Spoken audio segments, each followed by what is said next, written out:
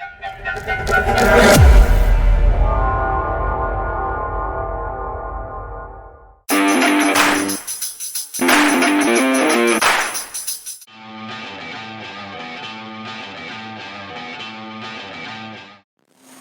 welcome to my YouTube channel. நான் இன்னைக்கு பார்க்க போகிறது Cascading Style Sheet அப்படின்னா CSS.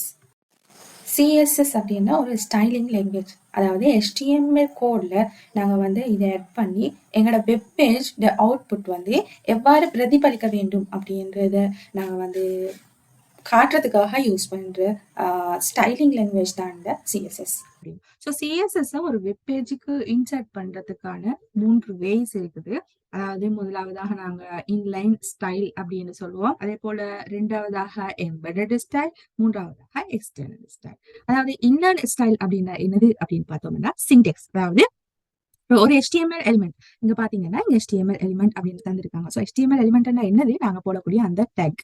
அந்த டெக்குள்ளால உதாரணமாக நான் காட்டியிருக்கேன் பி டெக்குள்ளால ஒரு ஸ்டைல் அப்படின்னு ஒரு ப்ராப்பர்ட்டி எட் பண்ணி அதுக்குள்ள என்ன ப்ராப்பர்ட்டி நீங்க எட் பண்ண போறீங்க. ஸோ ப்ராப்பர்ட்டிஸ் அப்படின்றது நீங்க அந்த பி டெக்கு என்ன செய்ய போறீங்க அப்படின்றத டிஃபைன் பண்றது. ஸோ இந்த ப்ராப்பர்ட்டி என்ன நான் கலர் கொடுக்க போறேன். ஸோ அந்த பி டெக் அந்த பேராகிராஃப் டெக்கு உள்ளால இந்த கண்டென்ட்டுக்கு நான் கலர் கொடுக்குற வேலையை இந்த டெக்கு உள்ளாலேயே செய்யறதால ஸோ இன்லைன் சிஎஸ்எஸ் அப்படின்னு நாங்க இதுக்கு சொல்லுவோம்.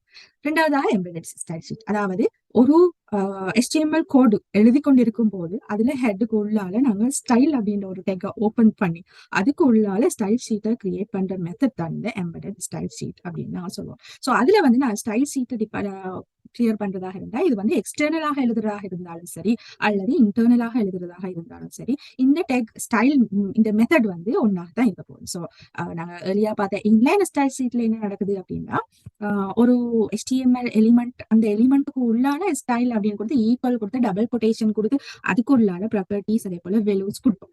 ஸோ இதுதான் இந்த மெத்தட். ஆனா எம்பெடட் ஸ்டைல் ஷீட்ல உள்ள என்னது டிஃப்ரெண்ட் அப்படின்னா நாங்க அதுக்கான டேக் அந்த டேக் எது நாங்க உதாரணத்துக்கு அங்க கொடுத்திருக்கிற இந்த ஸ்டார்ட்ல கொடுத்த மாதிரி பி டேக்கு ஸ்டைல் கொடுக்கணும் அப்படின்னா இங்க பி அப்படின்னு தான் எழுதணும். H1க்கு பதிலாக பி கொடுத்து இந்த கர்லி பிரேசஸ் ஆட் பண்ணி அதுக்கு பிறகு நாங்க அந்த ப்ராப்பர்ட்டிஸ் அதே போல வேல்யூ ப்ராப்பர்ட்டிஸ் வேல்யூ ஸோ இந்த மெத்தட்ல தான் நாங்க இன்சர்ட் பண்ணுவோம். ஸோ எம்பெடட் ஸ்டைல் ஷீட்டுக்கும் எக்ஸ்டர்னல் ஸ்டைல் ஷீட்டுக்கும் ரெண்டுக்கும் இடையில உள்ள டிஃபரெண்ட் என்ன அப்படின்னா நாங்க உதாரணமா சொல்றதா இருந்தா இங்க எம்பெடட் ஸ்டைல் ஷீட் நாங்க எழுதுற வெப்பேஜுக்குரிய HTML கோடுக்கு உள்ளேயே நாங்க CSS எழுதுது.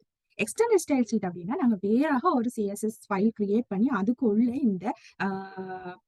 இந்த ப்ராப்பர்ட்டிஸ் வேல்யூஸ் எழுதுறது. இதுதான் டிஃபரெண்ட். டெக் அதாவது உதாரணமாக இங்க எம்பெடட் ஸ்டைல் ஷீட்ல நாங்க ஸ்டைல் கொடுக்கும் போது என்ன வகையான விஷயங்களுக்கு ஸ்டைல் கொடுக்கலாம் அப்படின்னா டெக் கொடுக்கலாம், அதே போல கிளாஸுக்கு கொடுக்கலாம், அதே போல ஐடி கொடுக்கலாம். டெக் எங்களுக்கு தெரியும், ஆல்ரெடி நாங்க பாடி டெக் பார்த்திருப்போம், ஹெடிங் டெக் பார்த்திருப்போம், நிறைய டெக், இந்த பேராகிராஃப் டெக். ஸோ இவ்வாறான டெக்ஸ் வரும்போது டெக் நேம் ஒரு எந்த ஒரு மார்க்கும் இல்லாம டெக் நாங்க நேம் எழுதணும். ஸோ இங்க உதாரணத்துக்கு H1 அப்படின்ற ஒரு டெக்கை யூஸ் பண்ணியிருக்காங்க. ஸோ H1 டெக் நேம் அது பிறகு கர்லி பிரேசஸுக்கு உள்ள நீங்க எழுத போட்டு நீங்க என்னென்ன ப்ராப்பர்ட்டி எட் பண்றீங்க அதுக்கான வேல்யூ. ஸோ அதை எழுதணும். அதே ஒரு கிளாஸாக இருந்தால் நான் ஒரு பின்னால வர இன்னும் இது அடுத்தடுத்த டுட்டோரியல்ஸ்ல கிளாஸ் எவ்வாறு கொடுக்கிறது அதே போல ஐடி எவ்வாறு கொடுக்கிறது சம்பந்தமா பார்ப்போம். ஸோ ஒரு கிளாஸாக இருந்தால் அது ஒரு கிளாஸுக்கு தான் நாங்க கொடுக்கணும் அப்படின்ட்டு இருந்தால் அதுக்கு டாட் கிளாஸ் அப்படி கொடுக்கணும். ஸோ அதாவது டாட் அந்த கிளாஸுக்கு என்ன உதாரணத்துக்காக வேண்டிய பேராகிராஃப் நிறைய பேராகிராஃப் இருக்குதுன்னா அதுக்கு ஒரு கிளாஸை கொடுத்து முதலாவது பேராகிராஃப்க்கு P1 அப்படின்னு கொடுக்குது. ஸோ கிளாஸ் ஈக்குவல் P1 அப்படின்னு நான் கொடுக்க போறோம். ஸோ அங்க டாட் P1 முதலாவது பேராகிராஃபுக்கான ஸ்டைல நாங்க கொடுக்கறதுக்காக யூஸ் பண்றது டாட் P1 கிளாஸ் நேம் அவ்வாறு தான் வரப்போகுது. ஸோ இதுதான் அந்த டிஃபரெண்ட். ஸோ அதே போல ஐடி, அதாவது ஐடி இஸ் ஈக்குவல் அப்படின்னு நாங்க ஒரு P1 அப்படின்னு கொடுத்தோம்னா ஹேஷ்டேக்கோட ஐடி அப்படின்றத கொடுக்கும். ஸோ பேக்ரவுண்ட் கலர் அந்த ஐடி என்ன ஐடி கொடுத்துருக்கோமோ அதுக்கான டிஃப்ரெண்ட்டை தான் நீங்க காட்ட போகுது. ஸோ இதுதான் எம்பெடட் ஸ்டைல் ஷீட்டாக இருக்கட்டும் அல்லது எக்ஸ்டர்னல் ஸ்டைல் ஷீட்டாக இருக்கட்டும், ரெண்டுக்கும் நாங்க அந்த டெக்ஸ்ட் அல்லது ஐடி கிளாஸஸை யூஸ் பண்ற மெத்தட். அடுத்ததாக external style sheet. So external style ஷீட்டும் எம்பெடட் ஸ்டைல் ஷீட் போலயே எழுதக்கூடிய ஒரு விஷயம் தான். நான் HTML கோடுக்கு உள்ளாரையில வெளியால எழுதக்கூடிய ஒரு விஷயம். ஸோ அந்த ஸ்டைல் ஷீட்டை எவ்வாறு நாங்க லிங்க் பண்ணலாம் அப்படின்றத நான் இங்க உதாரணம் மூலமா காட்டிருக்கேன். ஸோ நான் கிரியேட் பண்ணின ஸ்டைல் ஷீட் நேம் style.css அப்படின்னு இருந்திருந்தா நான் என்ன செய்யணும்னா இந்த கோடுக்குள்ளால HTML டேக்குள்ள நான் ஹெட் டேக் ஓபன் பண்ணியிருப்பேன். அதுக்கு உள்ள ஒரு லிங்க் டேக் ஓபன் பண்ணி அதுக்குள்ள rel is equal style sheet quotation மார்க்குள்ள போட்டு step is equal to double கோட்டுக்கு என்ன எழுதணும்னா அந்த ஸ்டைல் ஷீட் நேம். ஸோ நீங்க வந்து ஸ்டைல் ஷீட்டுக்கு நிறைய நேம் கொடுத்துருப்பீங்க. நீங்க எவ்வாறு சேவ் பண்ணியிருப்பீங்களோ அந்த file style sheet file name அந்த அந்த ஸ்டைல் ஷீட் நேமை நீங்க கரெக்டா காப்பி பேஸ்ட் பண்ணி விட்டீங்கன்னா சரி .css கட்டாயம் இருக்கணும்.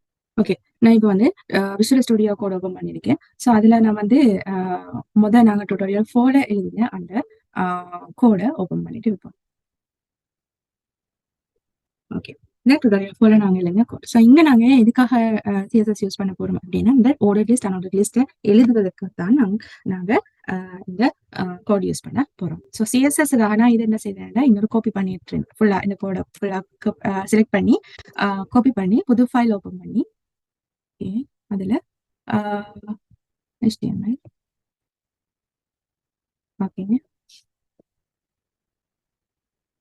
பேஸ்ட் பண்ணியிருக்கேன். ஸோ இப்போ நாங்க என்ன செய்ய போறோம் அப்படின்னா இந்த order லிஸ்ட்டுக்கு நாங்க சிஎஸ்எஸ் கொடுக்க போறோம், அதாவது ஸ்டைல் கொடுக்க போறோம். நாங்க வந்து இந்த லிஸ்ட்டுக்கு வந்து 1 2 3 4 5 அப்படின்னு நாங்க order லிஸ்ட்டுக்கு போடுறோம். ஸோ order லிஸ்ட்டுக்கு வந்து டிஃபால்ட்டா காட்டுறது தான் இந்த நம்பர்ஸ் 1 2 3 4 5. ஆனா வந்து கட்டாய ஞாபகத்தில் வச்சுக்கணும் வேண்டிய விஷயம்னா இந்த order லிஸ்ட்டுக்கு 1 2 3 4 5 காட்டுற மாதிரி இந்த unordered லிஸ்ட்டுக்கு வந்து டிஸ்க் காட்டுற மாதிரி வந்து எல்லா வெப்பேஜுக்கும் அப்படி காட்டாது. ஸோ வெப்பேஜ் வந்து அவுட்புட் டிஃப்ரெண்டா இருக்கும். ஸோ நாங்க அது வந்து டிஃபால்ட்டா இப்போ கூகுள்ல வந்து இந்த இதை டிஃபால்ட்டா செட் பண்ணி வச்சிருக்காங்க. ஸோ கூகுள் க்ரோம் மூலமாக நாங்கள் ஓப்பன் பண்ண பொதுவாக மோஸ்ட் ஆஃப் ப்ரௌசர்ஸ் வந்து இதே அவுட்புட்டை தான் காட்டும். உதாரணமாக அனோடர் லிஸ்ட்ல சில அவுட்புட் வந்து டிஸ்க் இல்லாம ஒரு சர்க்கிள் மட்டும், அதாவது ஃபில் பண்ணாத ஒரு சர்க்கிள் அப்படி காட்டிட்டு இருக்கும். இந்த டாட்ஸுக்கு பதிலாக ஃபில் பண்ணாத சர்க்கிள் காட்டிட்டு இருக்கும். ஸோ அது மாதிரியான டிஃப்ரெண்ட் இருக்கு. ஸோ நாங்கள் வந்து கட்டாயம் என்ன செய்வோங்க, எங்களுக்கு என்ன நோக்கமோ நாங்கள் அந்த லிஸ்ட்ல என்ன நம்பர்ஸ் வரணுமா, அல்லது அந்த ஓர்டர் லிஸ்டாக இருந்தா நம்பர்ஸ் வரலாம், அல்லது ரோமன் இலக்கங்கள் வரலாம், அல்லது அல்பபெட்டிக் லெட்டர்ஸ் காட்டலாம், ஸோ அது கேபிட்டல்ல காட்டலாம், அல்லது சிம்பிள்ல காட்டலாம். ஸோ ஃபாரான முறையில ஆர்டர் பண்ணணும் அப்படின்றது நாங்க இங்க கொடுக்கறதுக்கு ஸ்டைலிங் அப்படின்னு சொல்றோம். ஸோ நாங்க வந்து ஸ்டைல் எழுத போறோம், இன்லைன் ஸ்டைல். ஸோ வந்து ஸ்டைல் அப்படின்றத நாங்க ஓப்பன் பண்ணலாம். ஸோ ஸ்டைல் ஓப்பன் பண்ணி இப்போ ப்ராப்பர்ட்டியும் வெல்லும் கொடுக்கணும். ஸோ ப்ராப்பர்ட்டியில வந்து லிஸ்ட் ஸ்டைல் தான் கொடுக்க போறோம்.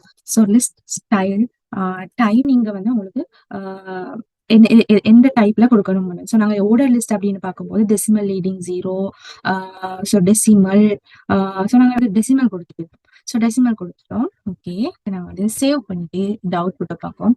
அவுட்புட் மாற்றம் இல்லை. ஸோ நான் இதே ஹெட்டிங் வந்து ஸோ டெசிமல் அதை வந்து காப்பி பண்ணி இங்க வந்து ஹெட்டிங்ல கொடுக்குறேன்.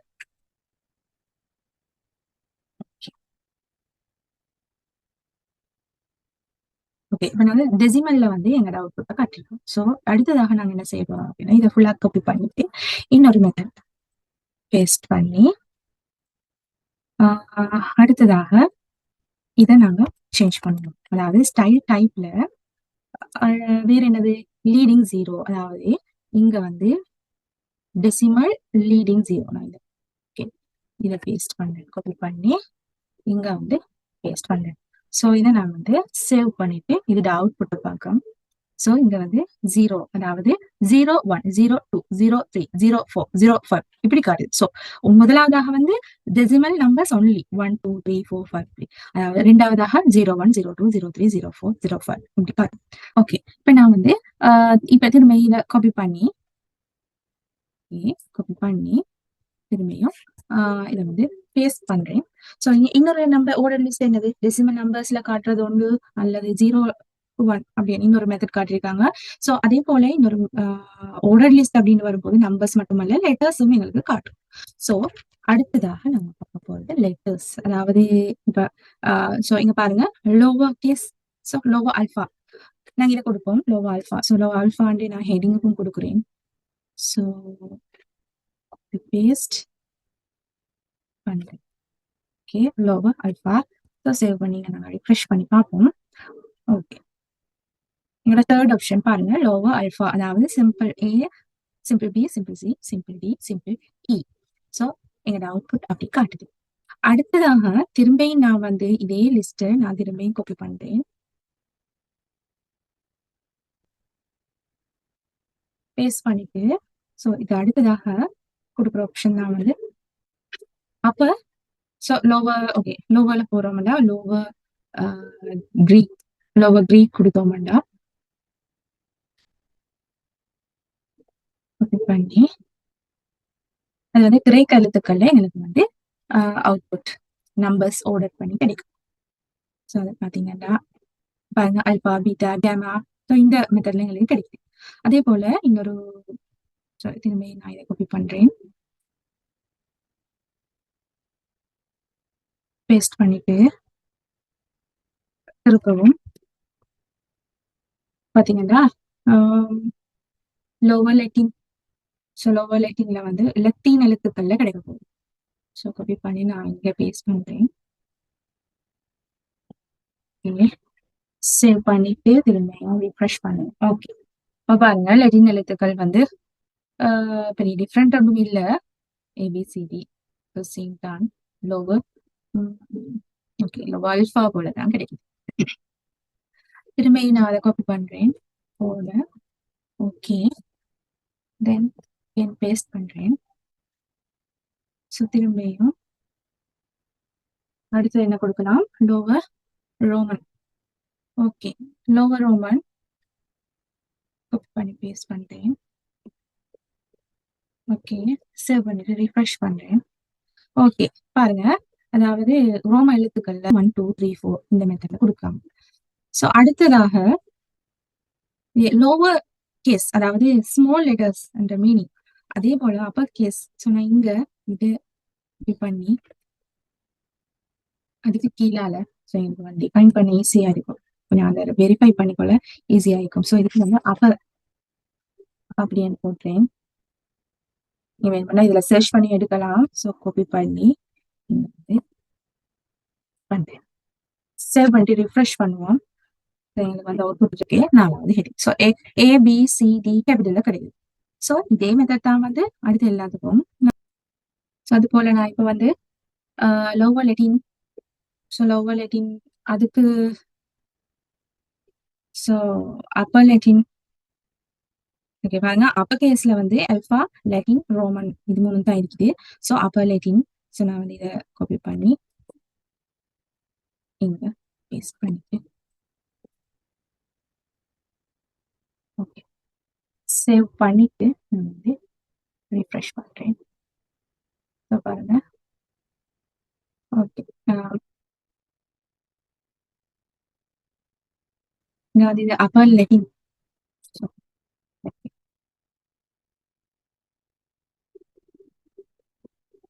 லோவர் லெட்டின் எப்படி வந்திருக்குது, லோவர் லெட்டின் வந்து ஸ்மால் பி ஸ்மால் சி. அதே போல அப்பர் லெட்டின் வந்து capital A capital B capital C. So வந்து upper case lower case upper case same process தான். ஸோ லோவர் அல்ஃபா லோவர் லெட்டின் ரெண்டும் வந்து சேம் ப்ரொசீஜர்ல தான் அவுட்புட்டா தருது. அதே போல இங்க வந்து லோவர் ரோமன் இருக்குது. ஸோ அதை நான் காப்பி பண்ணிட்டு திரும்பியும் பேஸ்ட் பண்ணிட்டு இதை வந்து அப்பர் ரோமன் போட்டேன். So upper roman okay, upper roman நான் இதை காப்பி பண்ணி இந்த ஹெட்டிங் சேஞ்ச் பண்றேன். ஓகே, சேவ் பண்ணிட்டு அவுட்புட்டை பார்ப்போம். லோவர் ரோமன் அப்பர் ரோமன் பாருங்க இங்க வந்து கேபிட்டல்ல ரோமலக்கம் 1 2 3 4 கேபிட்டல்ல காட்டுது. இன்னொரு வெலு பார்ப்போம், காப்பி பண்ணி பேஸ்ட் பண்ணுவோம். இப்போ நீங்க வந்து எஸ் கோடா இருக்கட்டும் பிராக்கெட்ஸா இருக்கட்டும், நீங்க வந்து இதை எழுதும் போது ஈஸியா உங்களுக்கு என்னென்ன வெலூஸ் அல்லது என்னென்ன ப்ராப்பர்ட்டி செட் பண்ணலாம் அப்படின்றது ஈஸியா உங்களுக்கு டிஃபைன் பண்ணி காட்டும். ஸோ இது வந்து ஈஸியா இருக்கும். ஸோ ஆர்மேனியன் கொடுத்து பாக்குறேன், அதுக்கு என்ன அவுட்புட் கிடைக்கும் அப்படின்னு பார்ப்போம். ஸோ ஆர்மேனியன் சேவ் பண்ணிட்டேன்.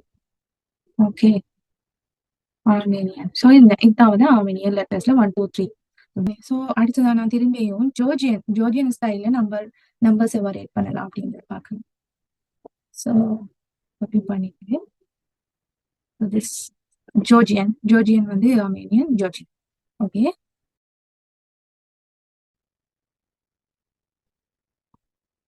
ஓகே ரிஃப்ரெஷ் பண்ணோம். ஓகே, ஸோ இது வந்து ஜோர்ஜியன் 1 2 3.